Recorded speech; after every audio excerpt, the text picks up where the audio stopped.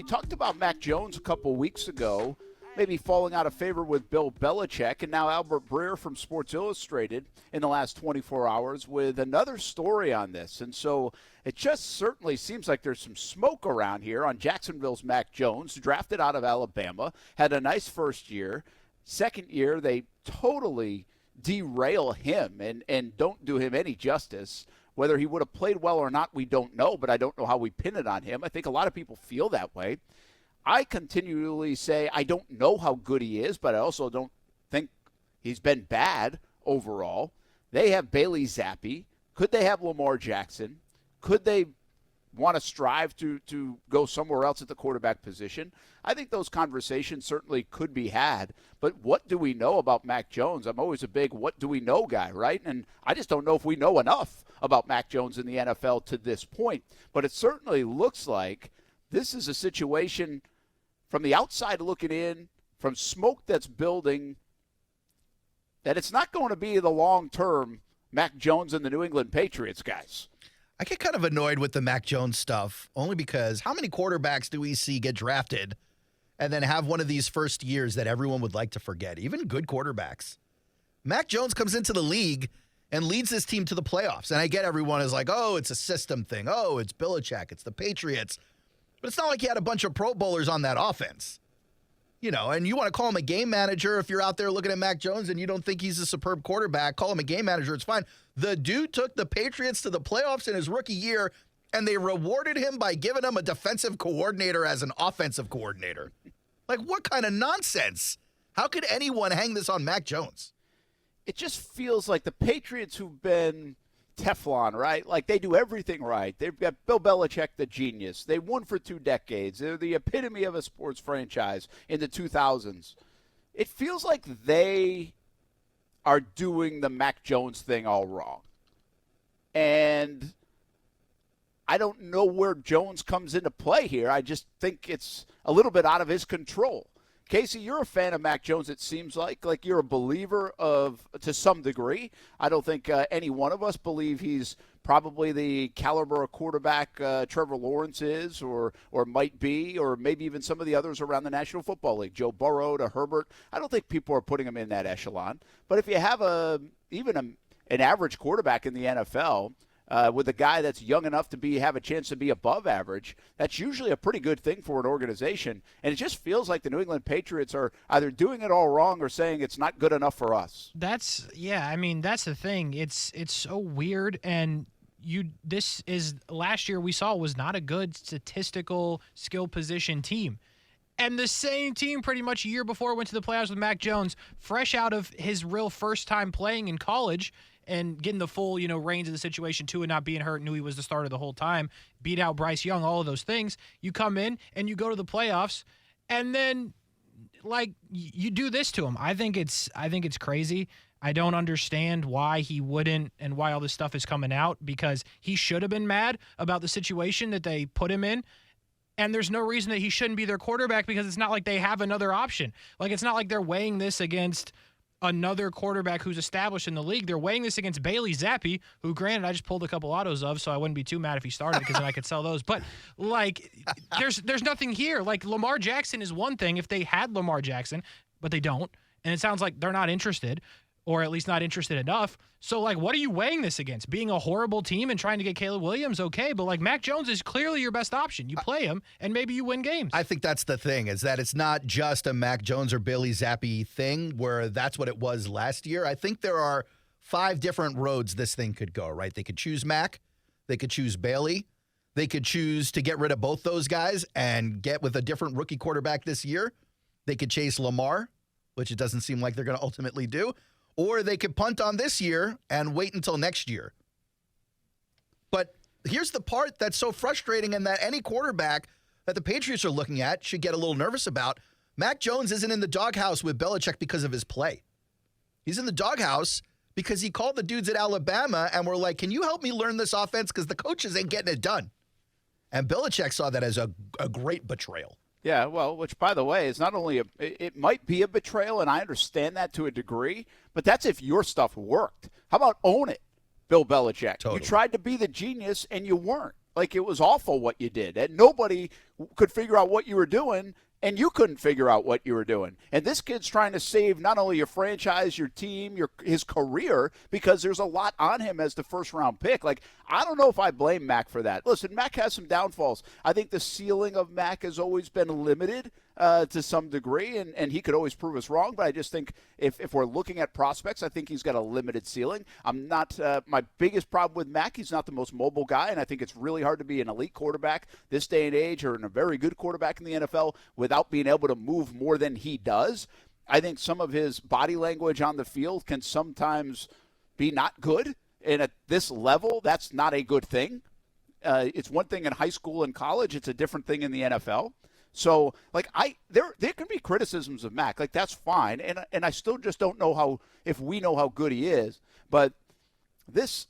Can you talk to me about the body language stuff? Because I read that in a few of these pieces, and I'm not really sure what that actually looked like. Is that like throws an interception, hangs his head? What kind of stuff are they talking about there? I think some of it looks a little whiny at times, like not my fault-ish kind of times. Like okay. It's all up to interpretation, by the way, right? I was curious what they even meant. I didn't get the context. And I think, Case, what we're talking about. I mean, that's a big thing in sports, and it's a bigger thing in certain positions in sports. Especially quarterback, yeah. Right? Pitchers in baseball, softball, shortstops, obviously quarterbacks in football, star players in basketball. Yeah, really any position who's a star, yeah. But I think when your star or your focal point, your compass of your team has bad body language, that can rub people the wrong way, and coaches really get concerned about it. So, and again, he's not the only person to ever do it. It doesn't mean he's a bad quarterback. There are a lot of guys that have done it, but it tries to be a taught thing, at the professional level, collegiate level, high school level, to watch that and be aware of that. But it's also a hard thing to control when you are receiving play calls from someone that has no clue what is happening. Yeah. So, like, you throw a pick because it's, you at the end of the day, Mac Jones is the one that threw the interception. Okay, yes. But, like, if you're not put in a position to succeed, maybe my dude just wanted to get off the field because that was the best case scenario for them because they weren't going to move the ball anyway. So, yeah, the body language, like, I get it. It doesn't look great at times, sure, but, like, you know what else doesn't look great? When you don't know how to call offensive plays, the only problem is the whole world can't see it because we can't hear what Mac Jones is hearing in his headset. That's a good point, and here's the thing. It doesn't matter a lot of times what the play call is. Like, we're going to be critical of the offensive coordinator if it doesn't work. But the bottom line is this is on the QB. Like, he's the face of it, right? I mean, in our world, guys, it doesn't matter if the buttons get pushed wrong behind the scenes on TV.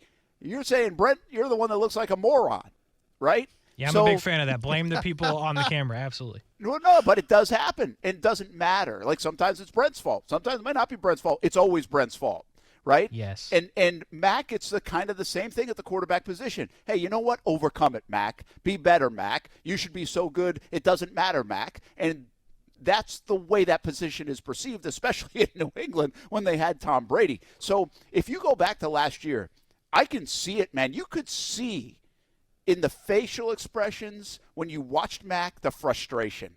And of everything that was going on, and especially as it got figured out that they weren't very good on offense, Belichick wasn't right, and they were putting this kid in a tough spot. And he felt it. But he also feels the pressure of being a 15th overall pick, trying to be the next Brady.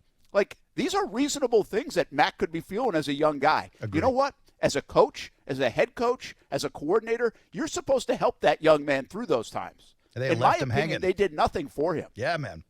They put him in a really difficult situation, and I've likened it totally different, but I've likened it to the situation that this organization put Trevor in with Urban Meyer. Put him in a very difficult spot. Now, Trevor did well with the way he handled a lot of different things, but he also didn't play very well a lot of times because of it, we think. At the end of the day, guys, I don't know what happens to Mac here. It doesn't feel like this is going to be a match made in forever in New England. Yeah.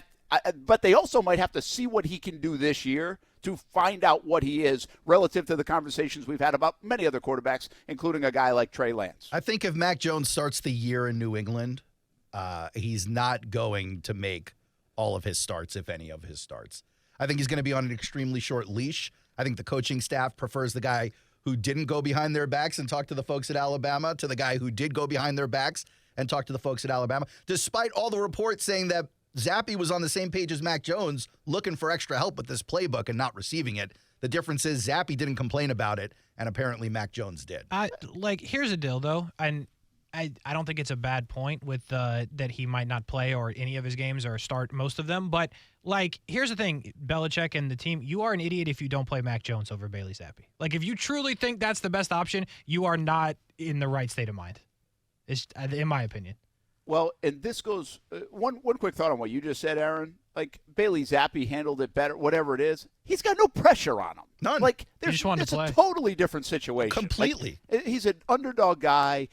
Whatever. That does nothing for him. Here's the thing about Mac Jones. Mac Jones going to work his butt off now. That's the MO, how he got good at Alabama, came out of nowhere, and turned into what he turned into, including a first-round draft pick. He's going to go to work with Bill O'Brien and try to fix it, and his mind is a good mind. He processes things very well. I think he's going to make the most of his situation, I believe. And so I think you can have some faith in Mac Jones in that regard. Agreed. I think I've lost faith in Belichick, to be honest. No, I think a lot of people are with you on that. And in the debate now, this is it's like a decade-long debate, Belichick or Brady.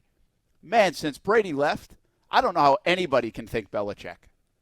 No, he's had a losing record. The team has not been very good at all. But there was at least some thought when they made the playoffs with Mac Jones that not that it was fully Belichick, but there was at least a thought that was hey, maybe they're building something here. And then apparently they're not, and then they don't want to play the guy that got him to the playoffs. It's wild. Let me offer this alternative point of view about Mac Jones after I said he's not going to make all of his starts or even most of his starts. Is it possible that Belichick, on the hunt for an offensive coordinator or a mind, purposely went to the Alabama lineage because he knows that's what Mac is comfortable with?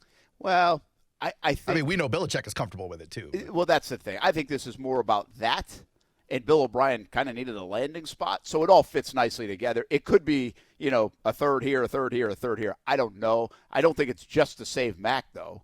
I think this is more to probably save Belichick. One thing you got to remember now, Bill Belichick, the guys have egos. They have legacies, egos. They want to. If he has a chance to dump Mac Jones and blame everything on Mac Jones, why wouldn't he do it? I think he would, but I think in my conspiracy mind, I imagine when he got mad at Mac Jones and then started Billy Zappe, and then Zappe wasn't a complete disaster. The first meeting Belichick scheduled was with Robert Kraft talking about moving on from the 15th overall pick, and Kraft was like, "Not a chance, not yet. We have to see him at least. We have to at least try to make it work before I'll approve that." And so here's Belichick trying to get that done. That's, in my head, that seems at least a little more feasible than, it's still up in the air and Bill O'Brien was a coincidence. Yeah, maybe that is. And who knows? I think the one thing about Belichick is we all guess for the last 25 years about Belichick what he's thinking. Yeah, he'll never tell us. Because he doesn't really say a whole lot to give you context on what he's thinking. But I think it's crystal clear, and I think people around the National Football League have started to really raise questions about what's going on in New England and where's this thing going. And I think at the head of that snake is Bill Belichick, not Kraft, not Mac Jones, nothing else. I think it's Belichick. Is some of his decision-making good? I do think the most important point is one that Kasey made yesterday, and I don't think it was on the air. No matter what you do, Zappe, Jones, rookie, even Lamar in this case, just because of the rest of the roster, no matter what you do, you're still in last place in the East. Yeah. You're not beating the three other teams out there. Well, they're under a lot of pressure, right? Because those three teams are looking good, not just for this year, but maybe for the foreseeable future. And the Patriots are looking up at